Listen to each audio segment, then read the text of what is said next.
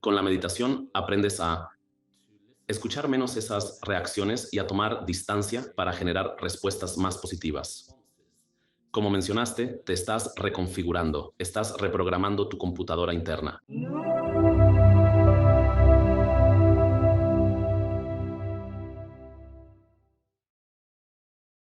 Me gustaría dar la bienvenida a Gilon Tupten al programa. ¿Cómo estás, Tipton? Hola, gusto conocerte. Igualmente, es un placer conocerte, amigo. Soy fan tuyo desde hace tiempo. Descubrí tu trabajo en Mind Valley y conforme me adentraba más y más en tu mundo, realmente creo que tu mensaje es más necesario que nunca en el mundo de hoy.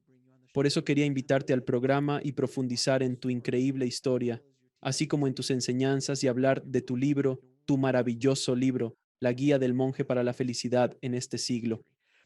Así que la primera pregunta que tengo para ti, Señor, es ¿cómo comenzaste tu viaje espiritual? De hecho, comenzó a través de un sufrimiento intenso. Así que creciendo, tuve cierto contacto con el budismo. Mis padres son budistas, entonces en mi crianza estaba ahí de alguna manera en el fondo, pero nunca realmente lo consideré mucho. Y en mi adolescencia me descarrilé un poco y me convertí en algo así como un alma de la fiesta, pero no era feliz, no la estaba pasando bien, aunque creía que sí. Realmente estaba sufriendo mucho, estaba experimentando bastante depresión, ansiedad, incluso ataques de pánico, y simplemente huía de todo eso, intentando mantenerme lo más ocupado posible. Así que tenía un gran impulso de simplemente fiestear con todo lo que tenía. También era muy ambicioso. Me convertí en actor, vivía en el Reino Unido y luego en Estados Unidos, en Nueva York. Fue en la bulliciosa ciudad de Nueva York donde experimenté un agotamiento extremo de manera abrupta hasta colapsar. Al consultar con los médicos, me informaron que mi condición cardíaca era resultado del estrés, indicándome la urgencia de detenerme y reorganizar mi estilo de vida. Padecí una enfermedad grave durante aproximadamente 5 o 6 meses, incapaz de levantarme, exhausto, con el corazón palpitando aceleradamente, mostrando todos los síntomas de un agotamiento severo. Tan solo contaba con 21 años y durante mi convalecencia me sumergí en la lectura de libros sobre meditación. Estas lecturas me brindaron un rayo de esperanza, me dieron algo de esperanza de que la forma en que me sentía era algo que podía transformar, algo con lo que podía trabajar. Me interesé en toda la idea de la filosofía budista de que nuestro potencial es más profundo que solo nuestro ego y nuestros logros. Es algo más profundo dentro de nosotros, nuestro potencial espiritual. Y pensé, quiero aprender a meditar, pero no sé cómo ni dónde hacerlo. Y justo en ese momento, un viejo amigo de la escuela me habló de un monasterio budista en Escocia, donde puedes hacerte monje por un año, como un retiro de un año. Y pensé, todo esto está sucediendo en el momento adecuado. Oh, estoy increíblemente enfermo. Ahora estoy buscando algo. Mi amigo de la escuela me está hablando de este lugar al que voy a ir. Así que fuimos juntos y ella se convirtió en monja y yo en monje y ella completó el año y luego se fue, pero yo me quedé. De alguna manera, realmente caló hondo en mí y empecé a querer hacer más de eso. Así que inicialmente la intención era solo un año, luego irme, pero me quedé más tiempo. Tras años como monje temporal, decidí comprometerme de por vida. Casi 30 años han pasado desde entonces, convirtiendo la vida monástica en mi razón de ser. Lo que fue inicialmente una experiencia de rehabilitación, ahora es algo más profundo y significativo para mí. Obviamente, es una historia increíble. Como decías, uno podría hacerse monje por un año y escapar. Mientras lo decías pensaba, sería agradable. De hecho, fue bastante desafiante. Pensaba, bueno, ¿sería esto como una escapatoria o huir de algo? ¿O significaría enfrentar algo? No estaba seguro. No sabía cómo sería. No estaba seguro. Me involucraría completamente con todo lo budista y terminaría cantando todo el día y en un estado de dicha o cómo sería, pero en realidad se convirtió en una especie de psicoterapia intensiva, sin terapeuta. Tú mismo lo hacías, así que empecé a tener que enfrentar mis propios problemas y mis propias costumbres internas que me hacían tan infeliz. Así que fue una experiencia bastante desafiante, pero increíblemente gratificante. Es muy interesante porque muchas veces cuando la gente comienza a meditar, no les gusta porque les obliga a sentarse consigo mismos. Y muchas personas no se sienten cómodas consigo mismas. Llevan una máscara que se han puesto, un traje que han llevado durante toda su vida. Y cuando empiezan a mirar lo que hay debajo, realmente empieza a luchar. Es una lucha. Así que te ves lanzado a ese entorno tan intenso donde no tienes opción. Tienes que sentarte ahí contigo mismo. Me encanta el término, autopsicoterapia, porque realmente es lidiar con, entre comillas, demonios y problemas y cosas y conceptos y asuntos con los que estás lidiando desde que tenías 21 años. ¿Te imaginas a alguien quizás 20 años mayor, de 41, 51, que tiene otros 30 años de cosas con las que tiene que lidiar? Así que, de muchas maneras, tuviste suerte de haber encontrado esto tan temprano en tu vida. Sí, muy afortunado. Y creo que si no lo hubiera encontrado, realmente me habría descontrolado por completo porque estaba viviendo un estilo de vida tan loco y salvaje y era tan infeliz y simplemente me dirigía hacia un desastre. Así que algo en mí de alguna manera me salvó.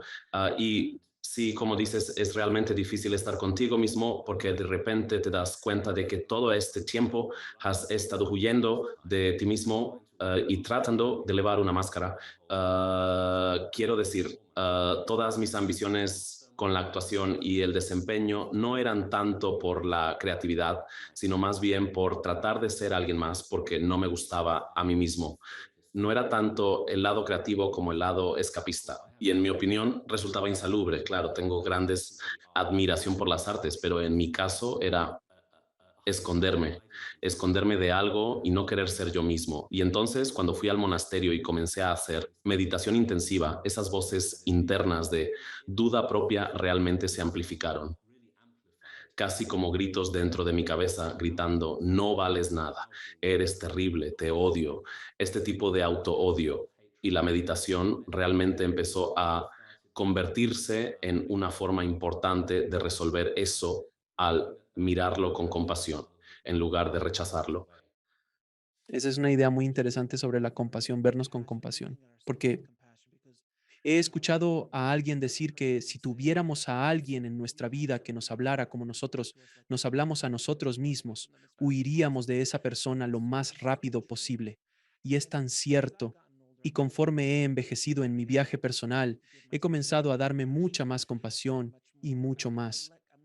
Ya no soy tan duro conmigo mismo como solía serlo, porque fui la persona más brutal conmigo mismo. A lo largo de mi vida, e incluso mi esposa a veces me miraba. Ella decía, ¿por qué eres tan duro contigo mismo? ¿Por qué te castigas tanto? Y es una buena pregunta. Me encantaría preguntarte, ¿por qué queremos castigarnos? Parece contraproducente castigarnos por algo, un error o un error percibido, o algo malo que creemos haber hecho, o una situación percibida que no salió bien, o cosas que están fuera de nuestro control y por las que nos culpamos. ¿Por qué hacemos eso? Creo que hay un par de elementos ahí. Creo que uno de ellos es en términos de cómo estamos culturalmente con el comercio y la publicidad y el intercambio. El mundo moderno gira en torno al consumismo, que implica mucha publicidad, que implica muchos mensajes para hacernos sentir insuficientes, mensajes que nos hacen sentir que algo falta en tu vida. Y si compras este producto, te sentirás mejor. Así que obviamente, eso tiene un efecto psicológico en el individuo, donde crecemos sintiendo siempre como si algo nos faltara y nunca fuéramos lo suficientemente buenos. Y así la presión externa nos hace sentir incompletos todo el tiempo. Y por supuesto, es como perseguir un sueño porque puedes obtener lo que crees que quieres materialmente. Y entonces, supuestamente, serás feliz y completo, pero no lo eres. Solo queremos más. Siempre andamos sintiéndonos incompletos. Y creo que eso es una cosa. Creo que otra cosa es que tenemos esta sensación de que cuando algo sale mal en nuestra vida, nos sentimos condenados como si fuéramos malos hasta la médula. Eso es lo que somos. En las culturas budistas del este, crecen con la sensación de tener a Buda dentro. Buda, que significa la pureza interior de todos, el potencial puro de la mente que todos poseen. Así, nuestros errores y negatividad son como lodo en la superficie de este cristal puro que siempre ha estado ahí. Y creo que en Occidente no crecemos con ese modelo de la mente. No crecemos con la sensación de que en el fondo somos puros y buenos y que todo lo demás es solo superficial, que podemos limpiar la superficie. Así que sí encuentro que en Occidente hay mucho más de esa sensación de autodesprecio y autoodio. Yo misma he sido criada en ambas culturas porque soy mitad india, mitad inglesa y por eso puedo saborear la diferencia en mi propia vida entre esas dos culturas. Y definitivamente encuentro que en los países orientales hay más de un sentido de la espiritualidad que está incrustada dentro de todos, así que la negatividad no tiene por qué sentirse tan definitiva ni tan persistente. Sí, y corríjanme si me equivoco. Incluso en el camino de Buda hacia la iluminación, dio algunos pasos en falso. Tomó un par de caminos que después pensó, no, eso no funcionó para mí. No, eso no funcionó para mí hasta que finalmente descubrió su verdadera naturaleza, pero todos cometemos errores. Todos transitamos el viaje. Estamos aquí para aprender de alguna forma, y si estamos encarnados en esta vida, es para realizar una labor y extraer enseñanzas. Es así, los grandes maestros espirituales, ninguno nace diciendo, ya lo sé, el camino. Que siguen hacia eso, su experiencia de vida es lo que les permite transformarse en ese maestro espiritual, en los iluminados como Buda y Jesús y muchos otros. ¿Es una afirmación justa? Sí, creo que es así. La razón por la cual tienen algo que enseñarnos es por sus propias luchas, errores y sabiduría adquirida. Para hallar la luz es imperativo comprender la oscuridad. De lo contrario, ¿cómo podríamos reconocer la luz? En realidad, pienso que todas las cosas que salen mal en nuestra vida, si las abordamos de forma creativa, pueden transformarse en el motor de nuestra práctica espiritual. Por ende, la negatividad se convierte en parte integral del viaje en lugar de algo terrible en nosotros. Ahora, cuando comenzaste a meditar y te sentaste en la primera sesión y empezaste a meditar, ya mencionaste que tuviste luchas con la voz y cosas gritándote y estabas en una posición muy única donde realmente tuviste que enfrentarte a eso. Te pusiste en una situación a la que tenías que hacer frente. En otras palabras, quemaste las naves en la orilla. Ya no había vuelta atrás en ese punto. Entonces, ¿cómo lograste superar esos obstáculos? Porque muchos de nosotros cuando empezamos a meditar, intenté meditar durante años y no podía pasar de 5 o 10 minutos por esto. Y mi ego decía todo eso. Y ahora he sido un meditador constante, según mis estándares, de 1 a 2 horas al día, durante los últimos 6 años más o menos. Y me tomó tiempo, pero es como esto. Una vez que empiezas, se vuelve mucho más fácil y mucho más fácil hasta el punto en que lo anhelas. Y si no llegas a hacerlo, sientes que me falta algo. ¿Y cómo superaste esos obstáculos iniciales? Sí, las primeras veces que intenté meditar lo odié. De hecho, creo que lo odié durante un año o dos, quizás incluso más tiempo. Fue una lucha enorme, en parte porque tengo que enfrentarme a mí mismo, a esta persona de la que he estado huyendo, que no me gusta y de la que he intentado escapar. Y luego estás atrapado contigo mismo. Esa es una experiencia realmente desafiante, pero a veces tienes que pasar por eso y no es así para todos los que meditan, pero para mí definitivamente fue así. Creo que la otra idea que tenía era que se supone que debes despejar tu mente y vaciar tu cabeza de todos los pensamientos. Así que cuando intenté meditar las primeras veces, me sentí como un fracaso porque mi mente es tan activa, hay tantos pensamientos. Y entonces intentas silenciar esos pensamientos y cuanto más intentas silenciarlos, más fuertes parecen volverse. Así que estaba algo equivocado porque estaba tratando de suprimir todo y silenciarlo todo. Y luego mis maestros empezaron a explicarme muy hábilmente que no hay nada de malo con tus pensamientos. No estás tratando de matar tus pensamientos ni entrar en un trance o en un estado en blanco, sino que estás intentando observar tus pensamientos, estás intentando tomar distancia y mirar tu mente en lugar de estar tan sumergido en ella. Y entonces, cuando comencé a superar esta falsa noción de limpiar o vaciar la mente, las cosas se hicieron más fáciles. Pero creo que otro gran desafío con el que me enfrenté, y sé que mucha gente se enfrenta, es cuando meditaba. Había mucha expectativa de que debería sentir algo. Me sentaba a meditar y luego estaría allí sentado pensando, bueno, ¿cuándo va a funcionar? ¿Estoy obteniendo algo de esto? ¿Estoy sacando algo de esto? ¿Cuándo entrará Jesús al cuarto? ¿Qué pasa? ¿Cuándo sucederá eso? Incluso, ¿cuándo me sentiré bien? ¿Verdad? Algo tan simple como eso. Sí, como voy a empezar a sentirme bien, voy a sentirme feliz, voy a obtener algún tipo de sensación de esto, porque estamos tan condicionados en nuestras vidas a siempre querer algún tipo de experiencia sensorial que nos haga creer que somos felices. Tal vez nuestra idea de la felicidad se trata mucho de sentir algo, o si siento algo, entonces debo estar feliz. Quizás eso es todo lo que conocemos de la felicidad, obtener algún tipo de impulso energético en nuestro sistema, una sensación de algo así como tomar mucho café y sentir el subidón del café. Así que usaba la meditación un poco de esa manera y de hecho tuvo el efecto contrario. Cuanto más meditaba en aquellos primeros días, más miserable me sentía. Porque estabas revelando cosas enterradas por mucho tiempo. Pues no, más bien estaba ahí sentado queriendo sentirme genial y terminaba sintiendo una especie de tristeza y decepción. Y luego cuando llevé este problema a mi maestro y le dije, mira, estoy meditando mucho y me siento fatal, ¿qué me pasa? Él dijo, estás meditando como alguien que toma drogas, ¿verdad? Estás esperando un golpe. Estás a la espera. Estás esperando un golpe, ahí sentado, esperando sentir algo.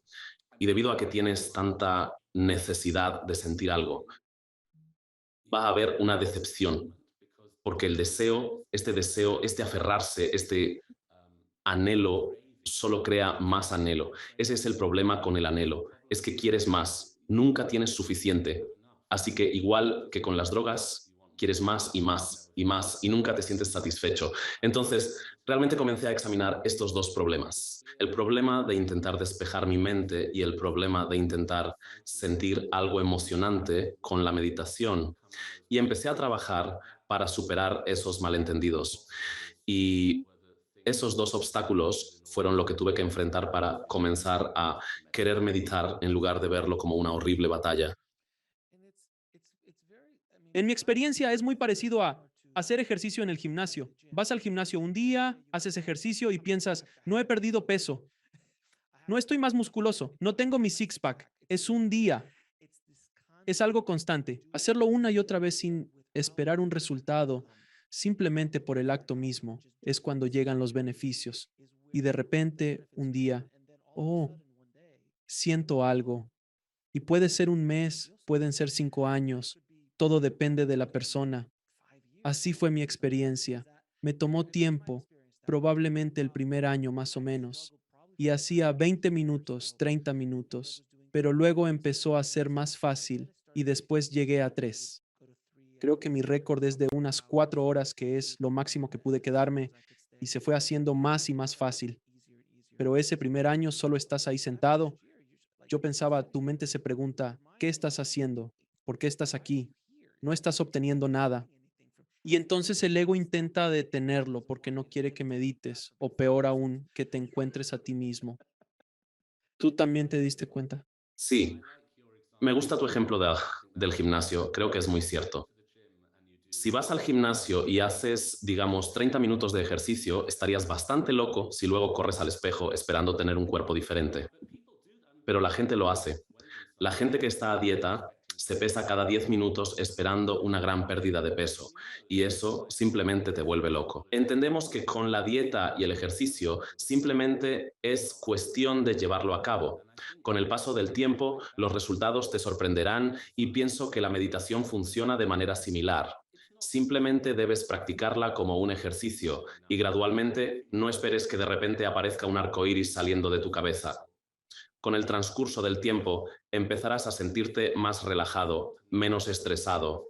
Observarás cómo reaccionas de forma diferente ante las cosas y cómo logras acceder a la sensación de paz con mayor facilidad. Pero esto tiene que desarrollarse poco a poco y creo que lo que impide que se desarrolle es nuestra constante expectativa y afán por obtener resultados. Cuanto más quieres algo, más lo vas a desear. Así que pase lo que pase, nunca es suficiente. Siempre estamos deseando algo más. Esa es prácticamente la definición de muchos problemas en el mundo. Todos quieren más y más y más de todo. Quieren más de esto, quieren más de aquello. Como he mencionado en el programa, nunca he visto un remolque de mudanza detrás de un carro fúnebre.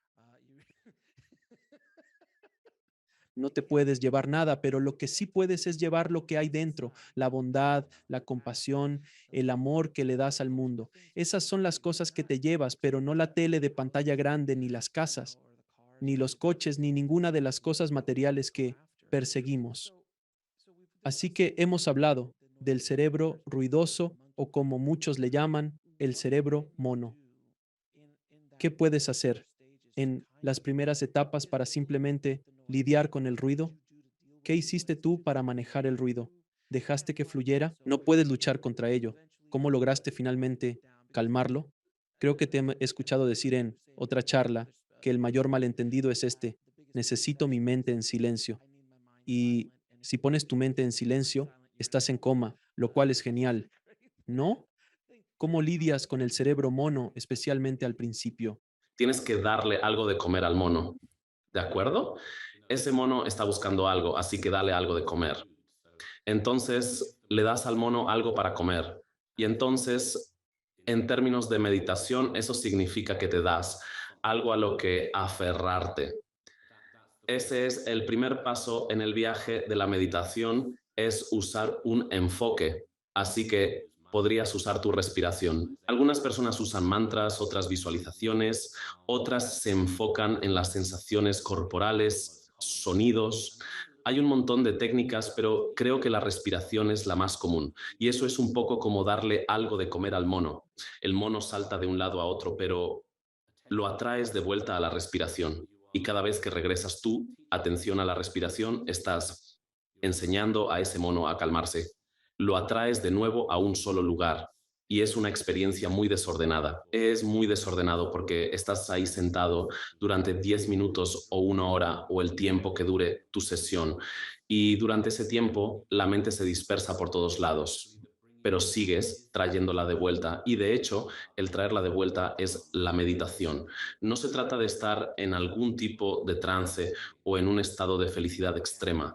Se trata del trabajo de regresar a la respiración una y otra vez. Y luego tu mente se vuela de nuevo. Ni siquiera nos damos cuenta de que nuestra mente se ha ido. Nos damos cuenta minutos después, pero al notar que nos perdimos, eso es meditación. Al percatarte de tu extravío ya estás de vuelta. Eso es meditación. Y al regresar a tu respiración, también meditas. Si comprendes que fortalecerte es volver a respirar, entonces lo que te apartó de ello yo. Los pensamientos son bastante útiles porque te permitieron regresar. Así que esta es la parte de la compasión porque estás empezando a perdonarte por tener una mente ocupada. No estás viendo a tu mente ocupada como el enemigo de tu meditación o un signo de fracaso. La estás aceptando como parte de todo el viaje. La mente divaga y luego puedes regresar. La mente errante te permitió volver. Es parte del proceso. Es muy interesante cuando dices que al perderte, eso es meditación, porque eso también es lo que yo descubrí. A veces cuando medito, voy a un lugar, no sé qué lugar es, pero pierdo la noción del tiempo. Miro mi reloj y digo, oh Dios mío, desaparecí por 45 minutos. Y al regresar pienso, ¿a dónde fui? Pero siento. Y esa expresión de estar en la gloria es muy cierta. Sientes una especie de dicha. Es muy difícil encontrar una palabra para describir la sensación porque no es precisamente felicidad, pero la dicha es lo más cercano que hay. Es un lugar verdaderamente dichoso. Y me tomó tiempo llegar a ese lugar. Pero cuando llegué, y no sucede en cada meditación, pero cuando sucede, Es un lugar realmente hermoso.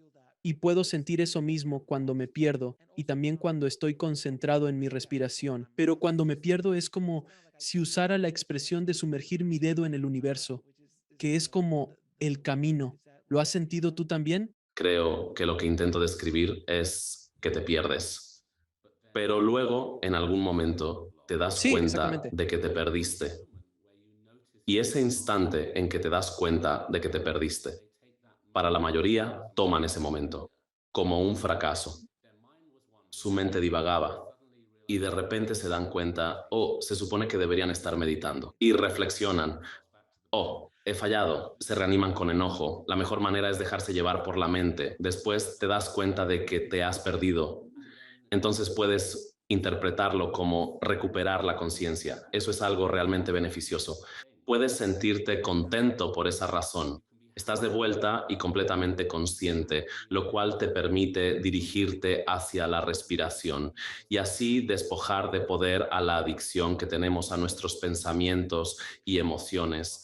Al no estar en una lucha contra los pensamientos, sino simplemente aprendiendo a regresar a la respiración, comienzas a perdonar tus pensamientos.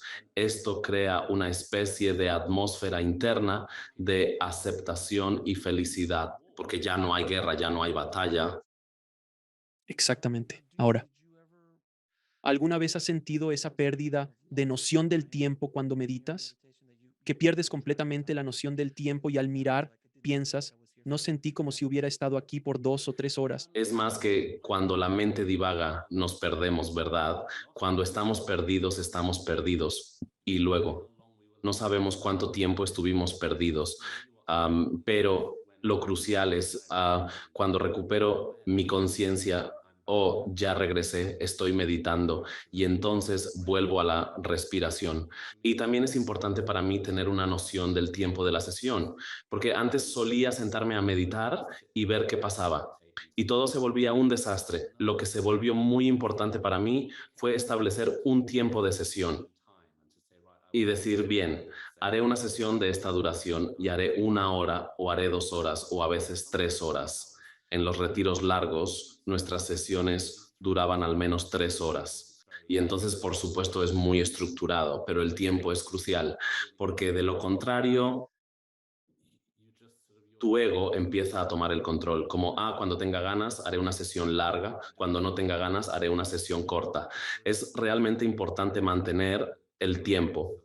Así que usaré un reloj o en los retiros y monasterios tenemos a alguien que toca un gong y eso señala el final de la sesión. Eso es muy interesante. Si no te molesta que pregunte cuál ha sido la sesión más larga que has tenido. Creo que en el retiro.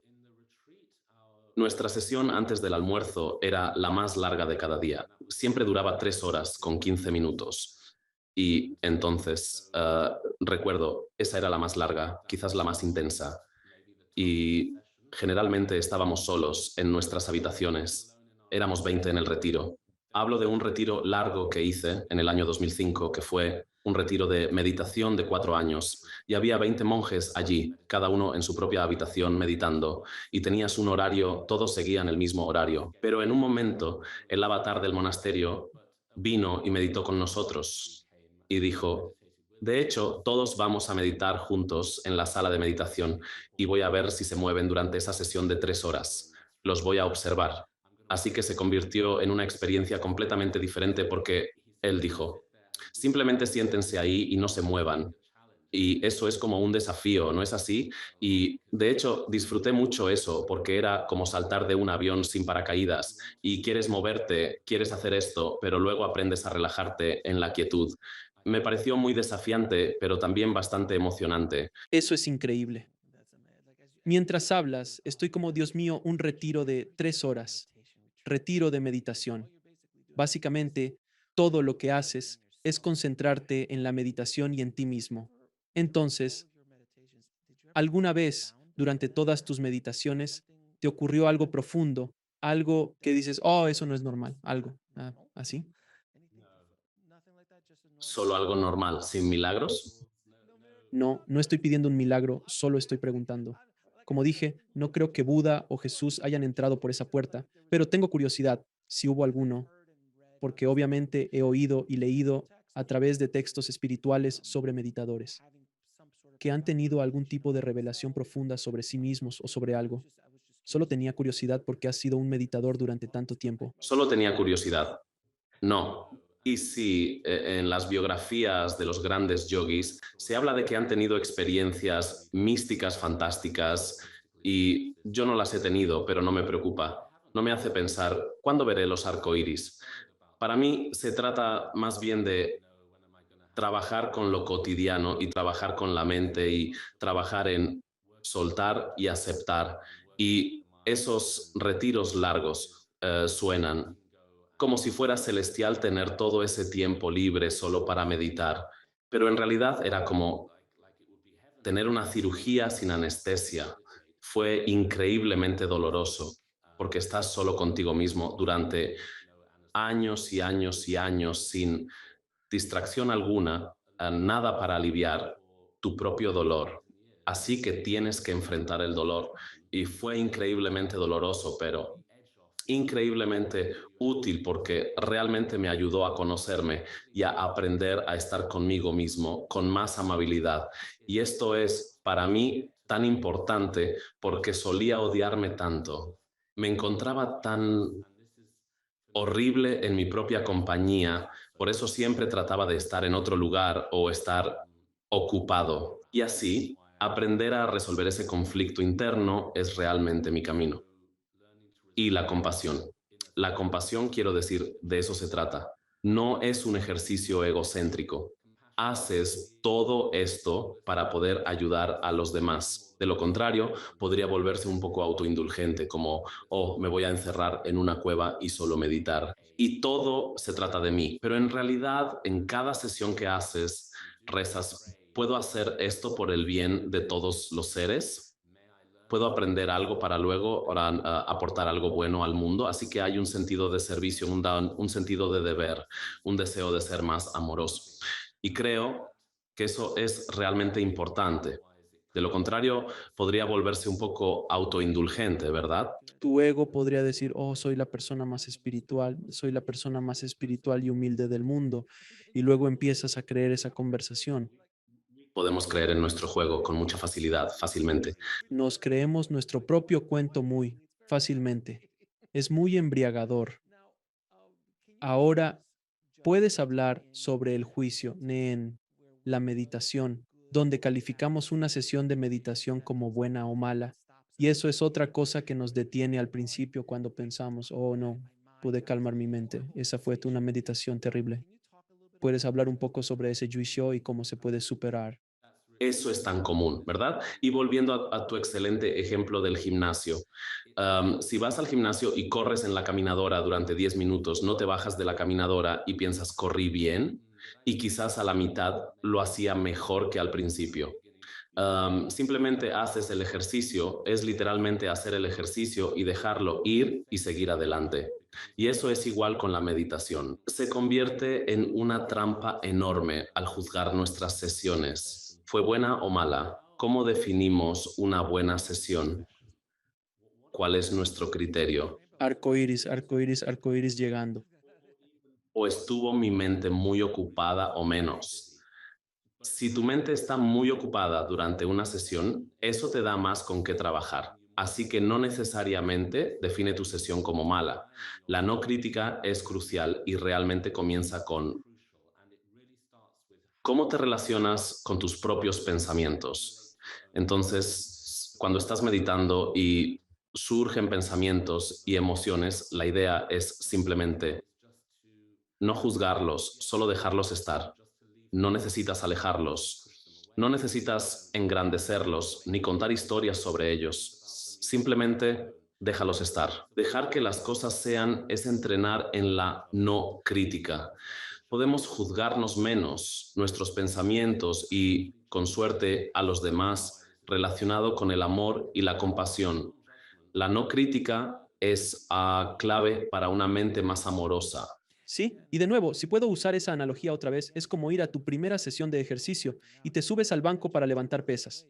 Apenas puedes levantar algo de peso y piensas, oh, eso estuvo horrible. Apenas hice 2 repeticiones y con un peso tan bajo. Y si comienzas a juzgarte en ese momento, nunca volverás al gimnasio. Es la misma trampa. Es una trampa más fácil de caer en la meditación porque tu mente busca una salida, tu mente busca una excusa para no continuar porque está fuera de la zona de confort y a veces estás trayendo dolor y la mente está ahí. Como muchos han dicho, a tu mente no le importa tu felicidad, le importa tu supervivencia. No le importan tus sueños, no le importa tu felicidad, le importa que no te devore el tigre. Y la meditación representa las emociones que surgen son el tigre que puede lastimarte y están tratando de detener eso. ¿Es justo? Sí, estás intentando enfrentar al tigre con compasión y simplemente permitir que esté ahí, dándole libertad a tu mente.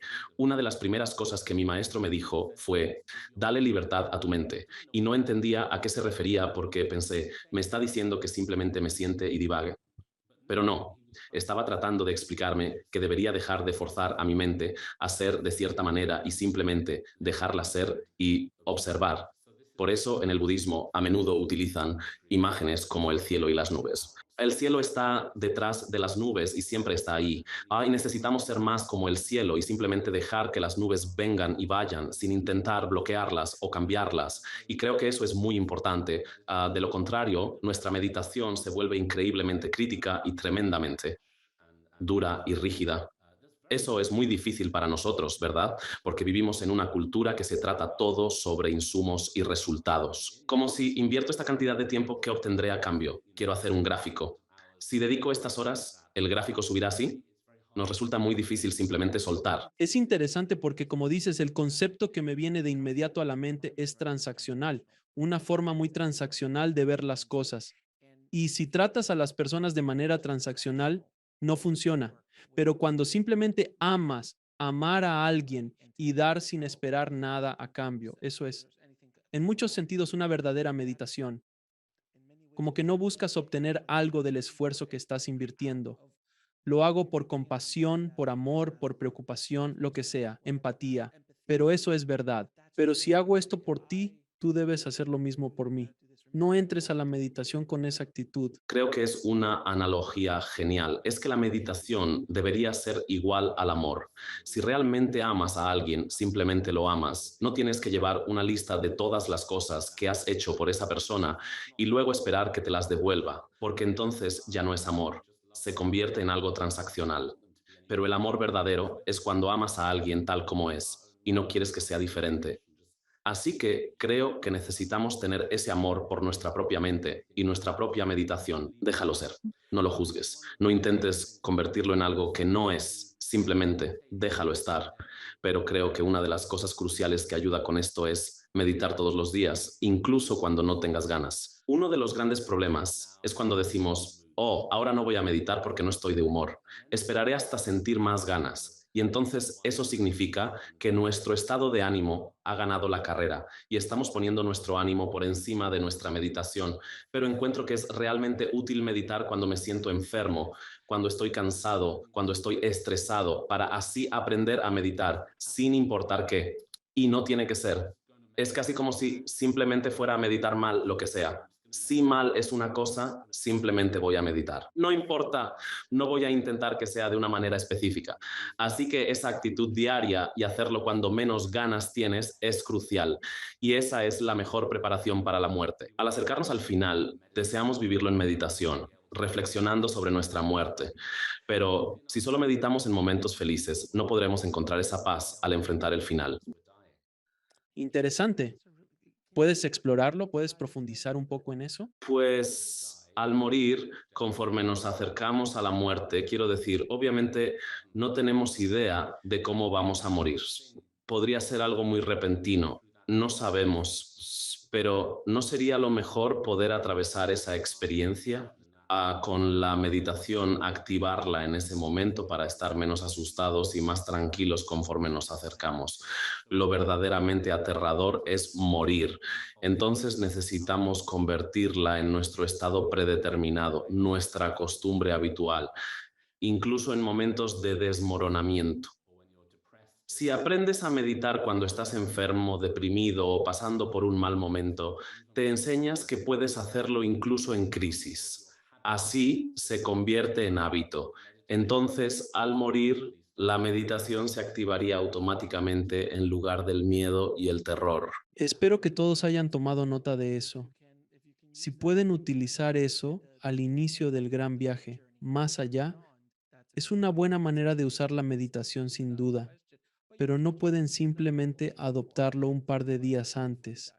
Es como, antes de morir, tienes que tener algo. Es como si todos encontraran a Jesús o a Buda cuando las cosas no van bien. Generalmente, cuando la situación se complica, como dicen, de repente buscas a Jesús.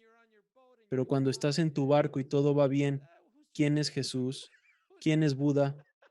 Sí, me he percatado de eso porque soy responsable de un centro de meditación. Observo cómo las personas llegan en tiempos difíciles, luego se alejan al encontrar pareja o trabajo, para regresar cuando enfrentan adversidades. Es simplemente la naturaleza humana, ¿no es así? Por supuesto que sí. Siempre trato de animar a la gente a meditar, sin importar qué. Si estás pasando por un mal momento o un buen momento, medita porque solo puede mejorar quién eres. Y significa que cuando tienes un buen momento, realmente puedes disfrutarlo y estar presente. Veo a tantas personas yéndose de vacaciones caras y pasan todo el tiempo revisando su teléfono. Ni siquiera están ahí. Así que si fueran meditadores, realmente podrían disfrutar de los buenos momentos en lugar de estar medio ahí, medio ausentes. Ahora tengo que preguntarte, porque vengo de la industria cinematográfica y leí en algún lugar que trabajaste como asesor en Doctor Strange. Así que no solo soy cineasta, también soy fan de Marvel. Y tengo que saber cómo fue eso, cómo fue la experiencia de trabajar con Benedict. Y, y toda esa experiencia, estabas literalmente enseñándoles a meditar para hacer las artes místicas, el maestro de estas como el Doctor Strange. ¿Podrías comentar al respecto? Sí, trabajé con Benedict Cumberbatch y Tilda Swinton. Benedict interpretó al Doctor Strange y Tilda hacía de la anciana quien es su maestra espiritual. Y colaboré con ellos un poco antes de la filmación, pero también durante ella. Así que mientras reajustaban las cámaras o en los descansos, meditábamos juntos para que estuvieran en cierta manera en la zona, porque las escenas que estaban filmando requerían que estuvieran en un estado consciente, en un profundo estado de meditación. Así que la mejor preparación para ellos no era tanto sobre preparar el personaje o aprenderse el guión, sino estar en esa zona de paz y tranquilidad y conexión interior. Entonces, realmente hacíamos estas meditaciones en escenarios bastante locos. Como cineasta, sabes que un set de filmación tiene a 500 personas corriendo con cables. Y aún así, logramos usar esos momentos para meditar. Y recuerdo que en un momento Tilda me dijo, claro, esto tiene todo el sentido. Lo estamos haciendo ahora con esta película, pero sabes, interpreto a la anciana, hago de este personaje espiritual, pero puedo ver cómo esto sería útil incluso si interpretara a alguien más. Si estuviera en una película de policías y ladrones o cualquier cosa, seguiría siendo útil porque para cualquier tipo de creatividad o actuación, quieres tener esa presencia escénica, quieres tener esa capacidad de estar completamente en la zona. En mi opinión, la mayoría de los actores lo sienten, especialmente los del cine. En el cine es esencial encarnar el momento, no seguir el arco del personaje de principio a fin. A diferencia del teatro, donde vives todo el viaje en escena durante una hora, en una película todo está fragmentado y se graba por partes. Filmas el desenlace antes del inicio y las escenas están completamente desordenadas debido a la naturaleza de la producción. Por eso, como intérprete, debes sumergirte por completo en el momento justo cuando comienzan a grabar. Por eso recurrimos a la meditación para lograrlo. Trabajé con actores, el director y algunos especialistas en escenas de acción. Fue realmente fascinante ver cómo pudimos incorporar la meditación en ese entorno. Creo que el mundo necesita más meditación, así en general. Y estando en muchos sets de filmación a lo largo de los años es una locura. Y ni hablar en un proyecto del tamaño de una película de Marvel como Doctor Strange, que es cientos, sino más de 1000 personas corriendo por todos lados, con cantidades obscenas de equipo y cosas y estrés y presión. Y solo puedo imaginarlo. Y ahí estás tú. Todos tranquilícense. Centrémonos. Es fascinante. Creo que si pudiera pagarte te llevaría a todos mis sets de filmación y reuniría a todos los técnicos y electricistas. Todos, 5 minutos. Vamos todos a relajarnos. Creo que es fantástico porque cambia por completo la energía de lo que la gente está haciendo. De otro modo, es bastante estresante correr de un lado a otro y luego detenerte para que las cámaras graben. Esa desconexión entre la prisa y la quietud es muy difícil de manejar. Como sabes, las jornadas son realmente largas, de 14, 16, incluso 18 horas, con rodajes nocturnos. La meditación puede ser una táctica de supervivencia en esas situaciones, sin duda. Me encanta integrar la meditación en situaciones de alto estrés, ya sea trabajando en un set de filmación o también en hospitales, enseñando a doctores y enfermeras, en prisiones, en escuelas con niños y maestros. Me apasiona demostrar que la meditación no es solo para gente que vive en retiros o monasterios. Es algo que puedes incorporar en las situaciones más ocupadas y estresantes de la vida. Ahora que mencionas, en otra charla sobre cómo la meditación puede activar la corteza premotora, ¿puedes explicar qué es eso? Bueno, se trata de la intención. Así que esto es realmente la parte de la compasión. En la práctica de la meditación, la gente a menudo pregunta, ¿cómo sentarse ahí meditando solo en una habitación se relaciona con la compasión? Parece tan distinto. Pero hay dos cosas principales. Es que al meditar y no juzgar tus pensamientos, aprendes a estar en paz contigo mismo. Eso es compasión, ¿verdad? Eso es bondad amorosa, eso es autoaceptación y eso nos ayudará a llevar esa actitud a nuestras relaciones con los demás y quizás hacer más bien en el mundo. Pero también el aspecto de la intención es realmente, realmente crucial. Así que cada vez que medito y cuando ayudo a otros a meditar, siempre animo a todos a tomarse un momento al inicio de la sesión para establecer la intención. Voy a hacer esto por mi propio beneficio, pero también por el beneficio de los demás. No es solo para mí, es para los demás también. Entonces es como si sembraras la semilla de una motivación positiva. Y no significa que en ese momento vayas a ayudar a la gente, pero estás sembrando la semilla de que tu meditación te permitirá ayudar a las personas desde un lugar más profundo. Así que comenzamos la sesión con ese momento de establecer la intención y luego también terminamos la sesión dedicando la práctica en nuestra mente al beneficio de todos los seres. En el budismo a menudo se hace a través de la oración. Uno ora que pueda beneficiar a todos los seres. Pero a menudo la gente no se identifica con la oración. Así que simplemente sugiero que se tomen un momento para una especie de afirmación o establecimiento de intención. Y lo que esto hace en términos de nuestro cerebro es que activa el aspecto de la intención, esa parte del córtex motor de nuestro cerebro, que es la parte que usamos antes de hacer algo, incluso para preparar una taza de té. Tienes que activar la intención, quiero hacer el té. Así que si meditas todos los días y activas esa parte de la intención en tu cerebro, quiero ayudar a los demás, quiero ayudar a los demás, voy a ayudar a los demás. Eso se convierte en tu realidad y te vuelves más servicial. Estás usando tu neuroplasticidad de forma beneficiosa. Te estás reprogramando, en resumen. Ya que has trabajado con tantas personas a lo largo de tu vida y has conocido a gente en momentos difíciles, como decías, que muchas veces tienen problemas cuando acuden a ti, ¿por qué crees que tantos de nosotros somos infelices? Pues yo creo tendemos más a la infelicidad que a la felicidad, ¿no es así? Digo, esa es realmente la realidad. Debemos tomar un curso para ser felices y compasivos. No necesitamos aprender a estar enojados. ¿Por qué será? ¿Será el sesgo negativo que tenemos en el cerebro reptiliano? ¿Eso es lo que es? Creo que estamos programados para sobrevivir, listos para la lucha o huida. Nuestra biología está programada para sobrevivir y detectar problemas y errores, enfocándonos en ellos por ser potenciales amenazas mortales. Desde tiempos antiguos debíamos estar en constante alerta ante el peligro, concentrándonos en lo negativo para sobrevivir.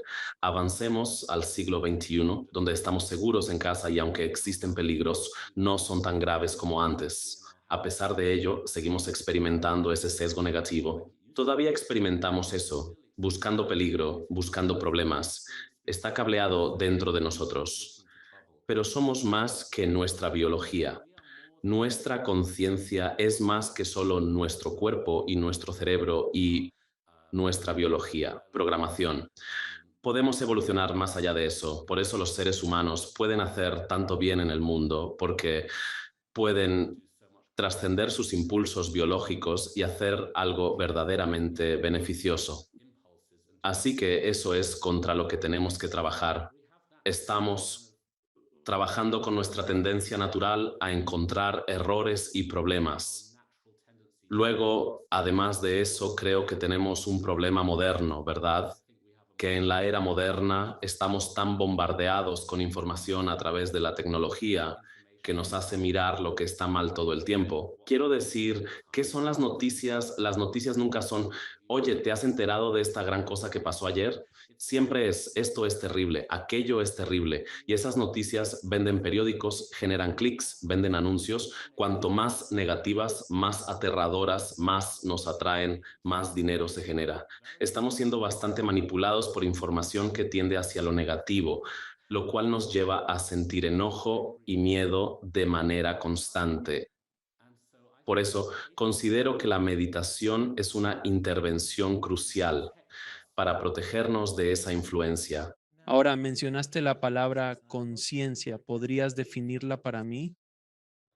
Bueno, este es el gran debate entre budistas y científicos. ¿Es nuestra mente el cerebro? ¿Es eso todo lo que somos, solo el cerebro? ¿O la conciencia es algo más allá de eso? Y entonces la gente espiritual cree que el cuerpo, el cerebro, son solo proyecciones de la conciencia. Nuestra conciencia es algo más grande que nosotros. La meditación busca conectar con ese aspecto espiritual más amplio en lugar de solo los pensamientos y emociones del cerebro. Y en el budismo hablamos de la mente, hablamos de la conciencia, hablamos de la percepción y existen textos enteros, libros y manuales que describen los distintos niveles de la mente. Pero, ¿qué significa esto para una persona común que medita? ¿Qué estamos haciendo? Realmente estamos experimentando nuestra conciencia, ¿no es así? Porque cuando te sientas y eres consciente de tus pensamientos y eres consciente de tus emociones, es tu conciencia la que está siendo consciente. Y esa conciencia no es el pensamiento, no es la emoción. Sí, el pensamiento o la emoción ocurren dentro de la conciencia, pero hay un observador, una capacidad de observar. Creo que es crucial en la meditación. Aprendes a descubrir que eres más grande que tus pensamientos. Así empezamos a liberarnos del sufrimiento. ¿Cuál es tu definición de la felicidad genuina? Bueno, creo que tiene mucho que ver con la aceptación, tiene mucho que ver con el amor. Digo, aceptación es un término difícil porque suena un poco como si tuvieras que aguantar todo.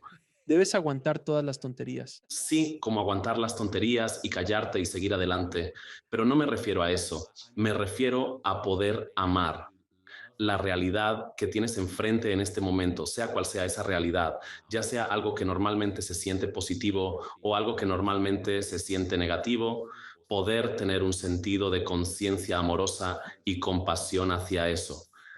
Creo que eso es la felicidad.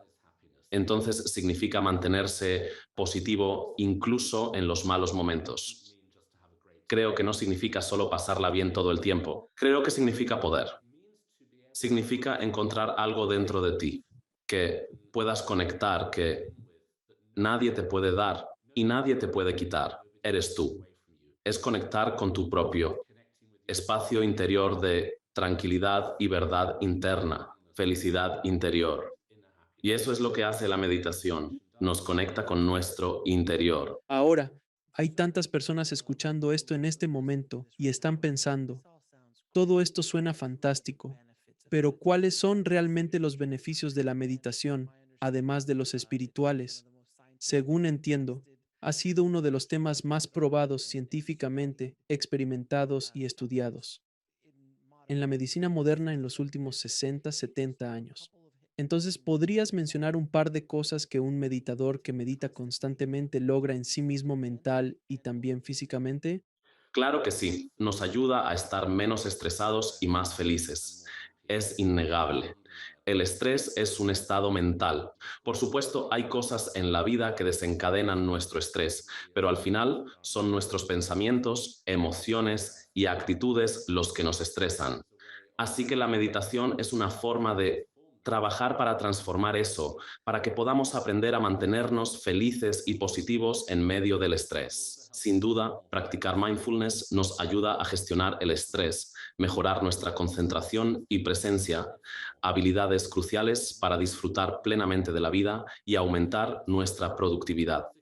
Desde el punto de vista físico, estamos entrenando activamente nuestro cerebro para liberar una variedad de sustancias químicas.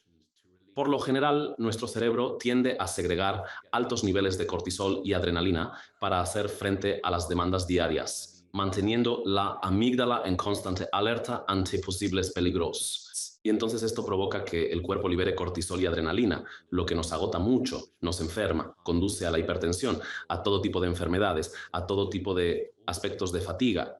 Y luego tendemos a beber montones de café y comer montones de azúcar para intentar sentirnos mejor. Solo estamos creando una especie de vertedero tóxico dentro de nuestros cuerpos, mientras que si meditas, estás entrenando a tu cerebro para dejar de entrar en ese modo de emergencia todo el tiempo. Así que estás enfriando tus motores para que haya menos producción de esos químicos dañinos y quizás más producción de oxitocina, que es la hormona de la bondad, el amor, la compasión y la felicidad. Tal vez eso pueda empezar a fluir más fácilmente en nuestros cuerpos. Entonces, todo esto se puede medir. Como dices, hay mucha investigación al respecto.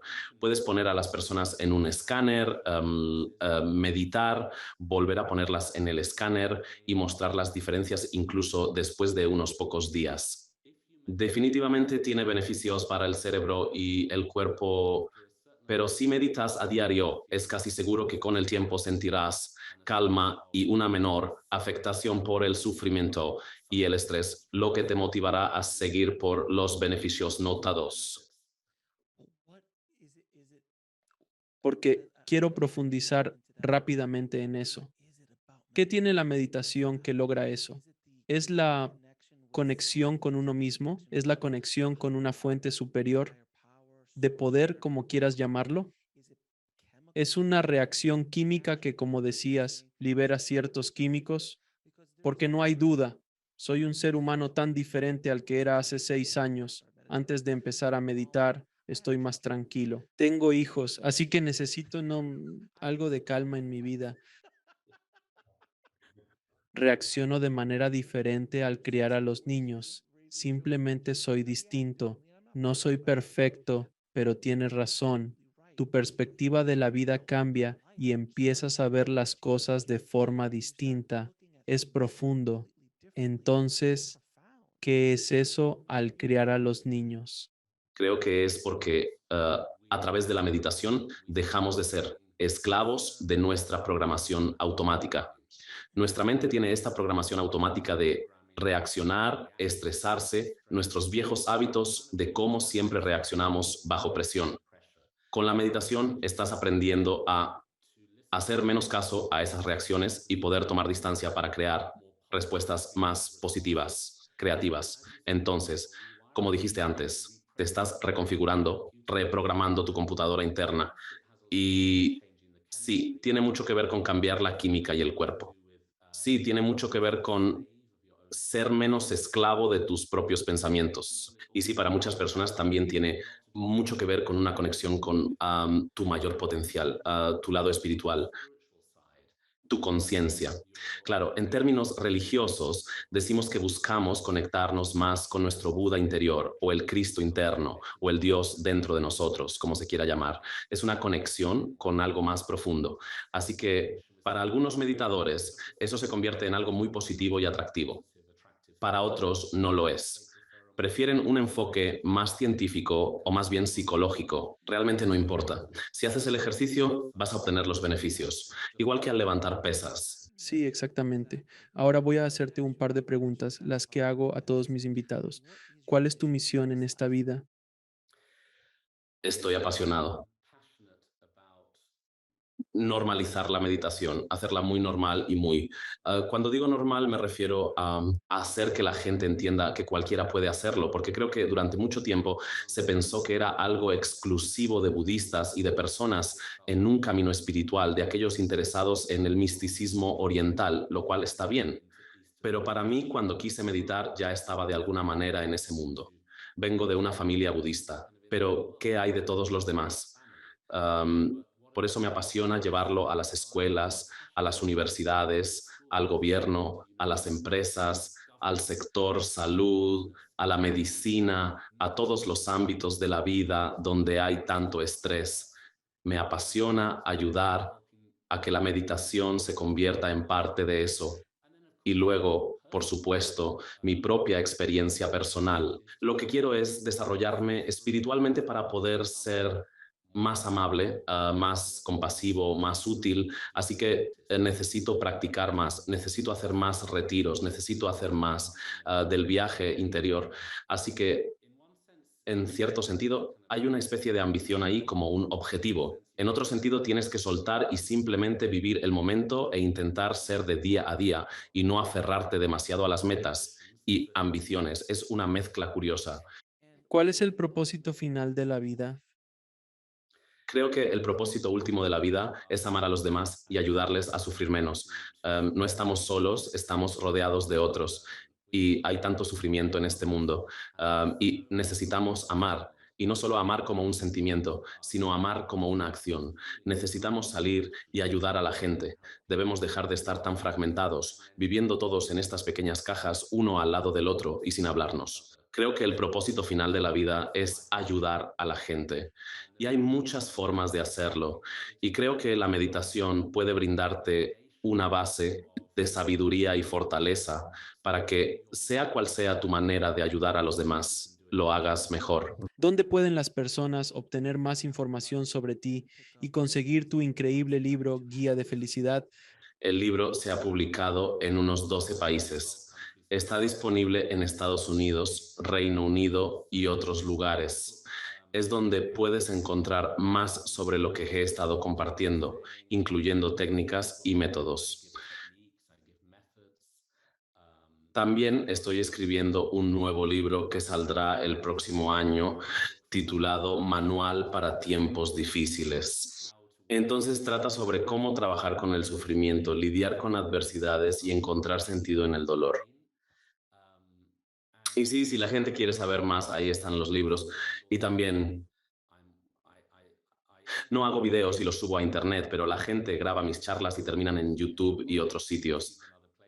Así que parece ser que puedes encontrarme ahí. El Internet. Y no es muy difícil de encontrar. Y claro, eres obviamente bienvenido de nuevo para hablar de tu nuevo libro. Estoy ansioso por leerlo también. Y mi última pregunta, porque creo que enlaza directamente con tu nuevo libro, Manual para tiempos difíciles. ¿Qué crees que está sucediendo en el mundo ahora mismo? Solo en el mundo está ocurriendo un cambio tan grande entre el medio ambiente, la política, la economía y la pandemia. Hay tanto estrés y es casi como si se estuviera sacudiendo un etch a sketch para la humanidad. ¿Qué crees que está pasando y hacia dónde piensas que vamos? Creo que la experiencia con el COVID fue obviamente terrible. Para mí fue terrible. Contraje el COVID de forma muy grave y 2 años después todavía estoy enfermo. Así que la pasé muy, muy mal con el COVID. Y por supuesto, ha habido muchas muertes y destrucción a causa del COVID. Pero lo que creo que hemos aprendido es cuánto dependemos los unos de los otros y cuán interrelacionados e interdependientes somos. Así que Me pregunto si nos ha dado un poco más de sentido de comunidad. Me pregunto si nos ha ayudado a pensar más en cómo podemos cuidarnos mejor los unos a los otros. Me pregunto si esto nos hará más amables con los refugiados, por ejemplo. Eso espero. Espero que nos haga sentir que queremos ayudar más a los enfermos y ayudar y quizás respetar más a las personas que lo hacen, ayudar. Durante el COVID de repente nos dimos cuenta de que el personal de primera línea, socorristas, son las personas a las que realmente deberíamos respetar, en lugar de solo a los ricos y famosos a quienes normalmente ponemos en alfombras rojas y pensamos que son tan brillantes. Pero en realidad, la gente que realmente estuvo trabajando durante esa pandemia, creo que nos ha dado una perspectiva más sana de la vida y espero que podamos llevar eso más allá. Entonces, ¿qué está pasando ahora? Hay mucho miedo, ¿verdad? Hay mucho miedo, hay mucho juicio, hay mucha negatividad, pero quizás haya brotes de compasión, brotes de personas que desean conectarse de una manera más amorosa con el mundo que les rodea. Tenemos que hacerlo. De lo contrario, nos vamos a consumir, nos estamos destruyendo a nosotros mismos. Estamos destruyendo nuestro planeta, pero hay esperanza y veo esa esperanza con mucha claridad debido a mi rol y voy enseñando meditación. Así que estoy viendo cómo ese mundo está creciendo, creciendo y creciendo. Y más escuelas quieren incorporar la meditación en su currículo, enseñando a los niños cómo meditar. Está sucediendo en hospitales y prisiones. Tengo una perspectiva bastante esperanzadora al ver a más personas reflexionar sobre la paz interior, la compasión y la sabiduría, todas esas cualidades tan importantes. No me siento demasiado desesperadamente o asustado por el estado del mundo porque también estoy viendo lo positivo surgir y fortalecerse cada día. Gracias de nuevo por venir al programa. Ha sido un placer y un honor hablar contigo. He disfrutado mucho nuestra conversación porque he podido hacer todas las preguntas sobre meditación que quería hacer y realmente lo valoro. Espero que esta entrevista y esta conversación ayuden a otras personas que están escuchando y atraigan a más y más gente hacia la meditación y que realmente obtengan el beneficio de lo que la meditación puede aportar a nuestras vidas. Si mejoramos, compartimos esa alegría y creamos una reacción en cadena, ayudando al mundo a ser mejor. Gracias de nuevo por estar en el programa. Te lo agradezco. Gracias y gracias. También disfruté mucho hablar contigo. Muchísimas gracias. Gracias por vernos. Haz clic en uno de los siguientes videos para continuar tu viaje y no olvides suscribirte.